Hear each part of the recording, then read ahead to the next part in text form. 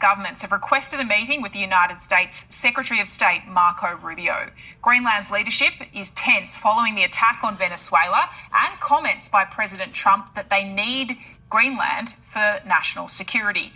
Today, the White House releasing a statement saying that the US president was considering the use of his military alongside a range of options, including acquiring the territory through a purchase arrangement. They reiterated that the president claims he needs to have it. European leaders have penned a letter condemning the president's stance, insisting geopolitical rules must be followed.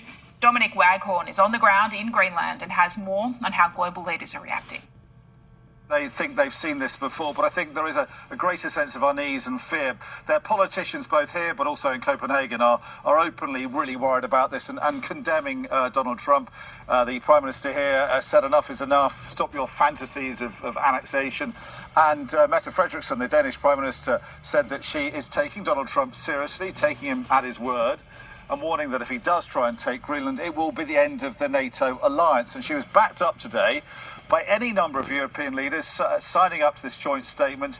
They have bent over backwards not to offend Donald Trump as much as they have tried for the last year or so, because they don't want to offend him over Ukraine, but they felt they had to draw a line today, producing this joint statement, which is effectively warning an ally not to attack another ally. A completely extraordinary state of affairs and a new low in transatlantic relations.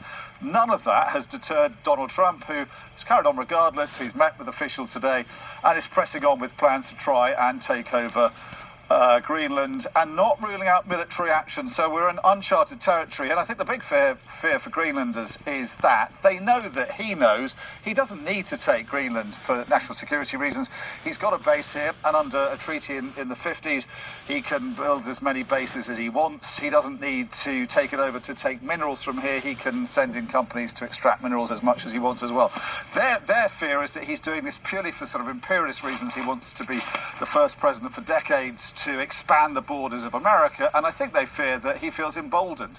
He's got his pecker up after what he's done in Venezuela, and he wants to take the next move, and they fear that they will be